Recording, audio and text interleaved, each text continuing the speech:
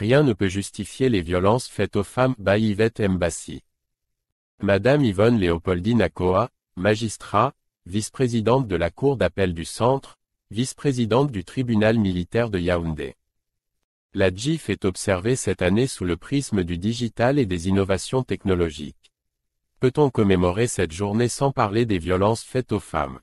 C'est exact que le thème de la 38e édition de la Journée internationale de la femme tourne autour du digital et des innovations technologiques, mais si vous regardez très bien les sous-thèmes tels que déclinés par la ministre de la Promotion de la Femme et de la Famille, vous allez vous rendre compte de ce qu'il y a 3 sous-thèmes qui renvoient directement aux violences faites aux femmes: monde digital et violence, rôle des communautés dans la lutte contre les violences faites aux femmes, violences basées sur le genre.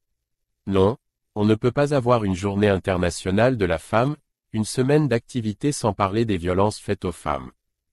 Si l'on se fie aux colonnes de faits divers dans les journaux, on constate que la situation s'est beaucoup dégradée en 2022. La militante des droits de la femme que vous êtes confirme-t-elle la situation? C'est vrai que nous n'avons pas de statistiques 2022 à date, mais le nombre de femmes qui ont perdu la vie suite aux violences exercées sur elles par l'époux, le concubin, le petit ami n'a pas baissé malheureusement. Qu'est-ce qu'il explique? Les lois ne sont-elles pas assez ou suffisamment appliquées pour décourager les contrevenants et circonvenir le fléau? La réponse à votre question va se situer à 2 niveaux. Les lois ne sont-elles pas assez ou suffisamment appliquées? Nous avons au Cameroun un arsenal juridique dont nous pouvons être fiers en matière pénale, particulièrement depuis la révision du Code pénal en 2016. Avec la répression des infractions comme la répudiation, les mutilations génitales féminines, l'atteinte à la croissance d'un organe comme le repassage des seins chez la jeune fille pubère. Nous ne pensons pas qu'il s'agit du cadre juridique. Nous pensons seulement que les femmes victimes de violences ont encore peur de briser le silence. Une femme mariée, quel que soit son niveau d'études, il faut le dire, les violences faites aux femmes touchent toutes les couches sociales.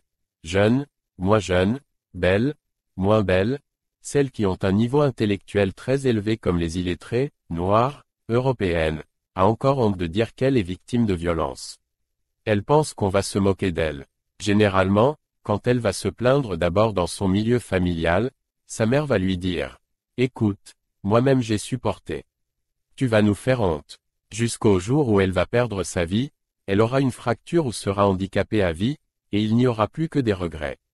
Donc, brisez le silence. On ne peut pas vous aider tant que vous ne parlez pas. C'est vrai également que l'autre problème, c'est l'accompagnement des femmes victimes de violences. Elle veut bien se plaindre, mais c'est le bourreau qui a les revenus.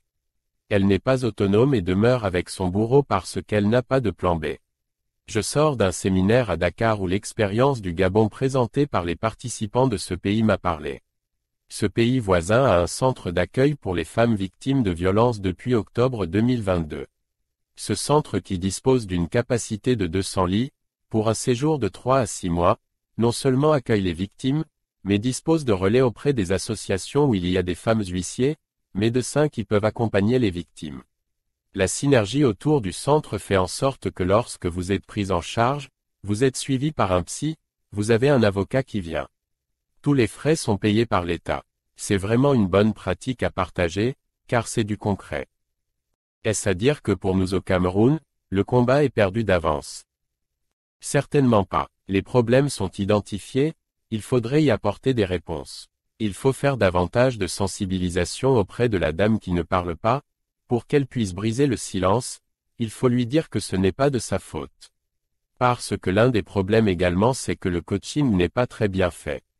Lorsqu'une femme victime de violence va rencontrer une personne censée l'accompagner, et que la question « Pourquoi avez-vous été battu ?» lui est posée, cela suggère dans son esprit qu'en fait, il existe même une possibilité qui peut donner l'ouverture à ce qu'elle soit battue. Non, il n'y a pas de pourquoi. Aucune femme, aucune fille ne doit être battue, tout simplement.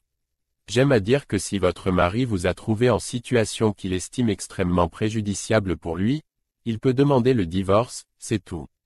Rien de rien ne peut justifier les violences faites aux femmes. Nous sommes en 2023. Quelle perspective pour la protection des droits des femmes au Cameroun?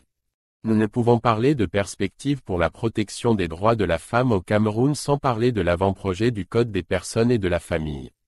Je repose la problématique. Nous avons au Cameroun, le Code civil de 1804 que nous appliquons qui contient des dispositions discriminatoires.